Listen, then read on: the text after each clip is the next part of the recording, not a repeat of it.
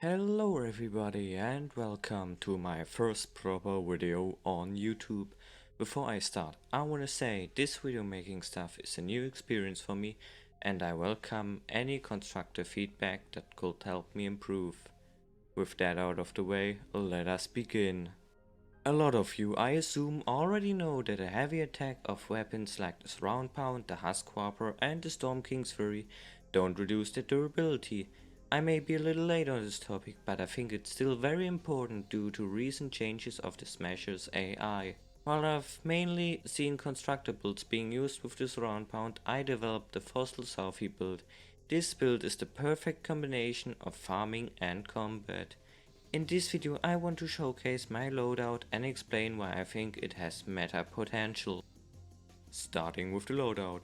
As already mentioned, this whole playstyle is based around Fossil Southie and his quick energy regeneration. In support I use Prehistoric Issa and Paleo Luna, activating Blast from the Past while providing armor and damage.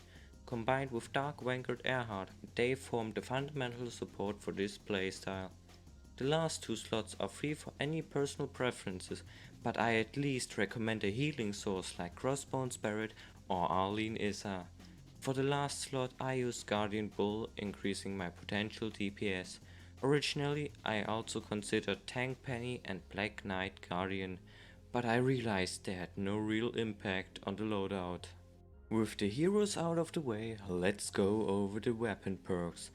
For the base of this playstyle, I'll always use one heavy attack efficiency perk on the Surround Pound. For combat, I use an energy crit build made up of one crit rating perk and two crit damage perks. For farming, I use a physical damage build consisting of 3 damage perks.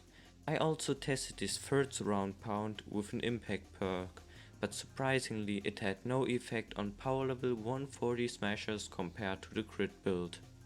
With the perks out of the way, I will now show some clips I recorded while playing and explain them. First up is a power level 140 retrieve the data. I done this mission alone. The defense consisted of a simple 3x3. I blocked off all sides except the attacking one. I used a few traps to provide me with more survivability. I used 3 freeze traps, 3 sound walls, 3 wall lights, 7 anti-air traps and 4 wall spikes with increased building health. The best part about a heavy attack of the Surround Pound is the ability to travel through walls. With this I can simply defend the server for the whole duration of the defense by aiming at the attacked wall. The constant energy regeneration makes it possible to control the small area without a break. Combining funneling with the Surround Pound makes it unbeatable. I only consider smashers and flingers as a threat while defending alone. Smashers are quite dangerous, as they now charge from far away, but after they are in reach, they pose no further threat, as they are surprisingly easy to take out with the Surround Pound. In case you are playing in a team, base Kyle can make a big difference in defending against multiple smashers. Afterwards, the first taker approached me by facing through the left side. The sound waves aren't exactly easy to hit in such a tight space, but even takers pose no threat due to one hit being enough to stun them.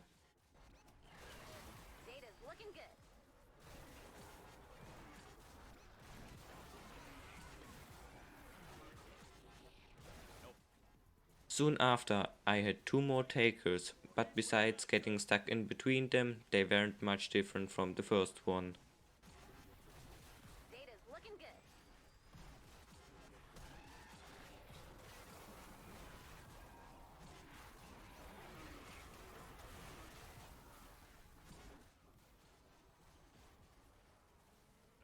The mini-boss was quite interesting on the other hand. Of course, it had to be a smasher. He was able to break through the defenses without much effort.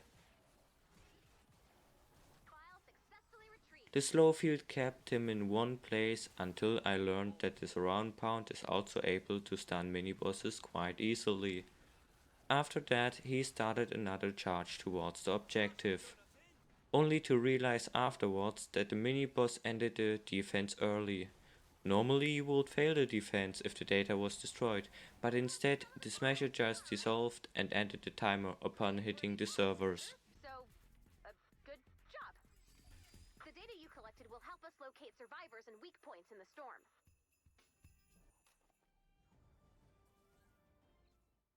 Following is a clip from a public power level 144 player evacuate the shelter mission with randoms.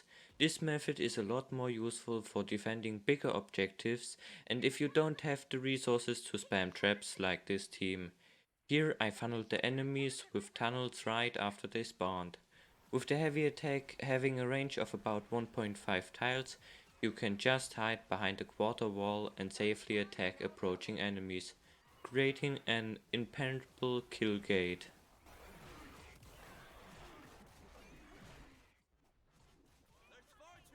Next up is a better demonstration of the surround pound against the smasher.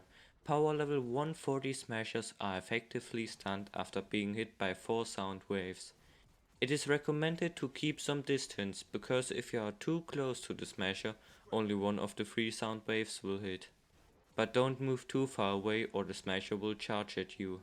A Baron with 3 movement perks can help dodge an incoming charge in case you run out of phase shifts.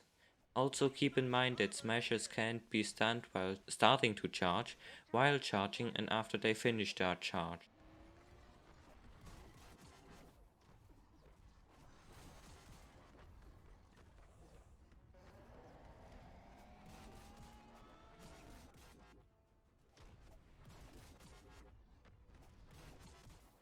With the smasher defeated, I will now show my last combat clip, soloing a power level 140 storm chest. And once again, the box strategy offers a simple way of dealing with the enemies.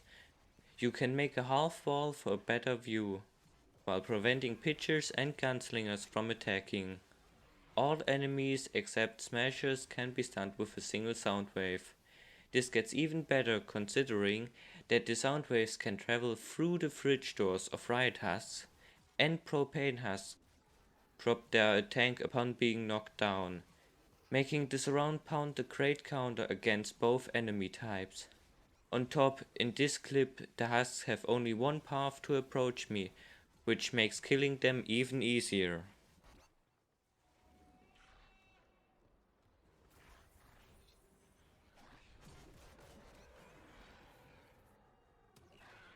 Take her, or he's well mad too. Scratch them.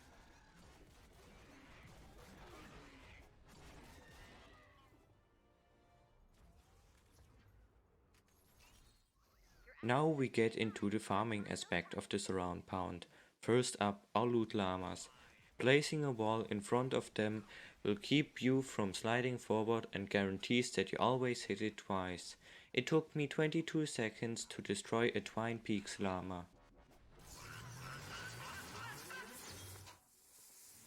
Even more dangerous part of the storm. A corrosive storm that closes in on you. Compared to that, Stonewood llamas are way weaker, as the second llama only took 7 seconds to destroy. We need to retrieve the data as usual. The remaining clips are a demonstration of how useful the triple damage surround pound is for farming in Stonewood.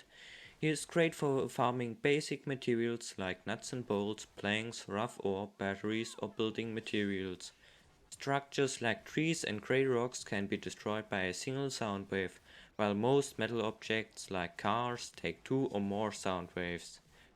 With the changes to environmental HP scaling in high Twine Peaks, the surround pound also proves somewhat useful for farming tier 5 materials. And with this you have now reached the end of my video. Thanks for watching and I hope you still enjoyed my first attempt at making a video.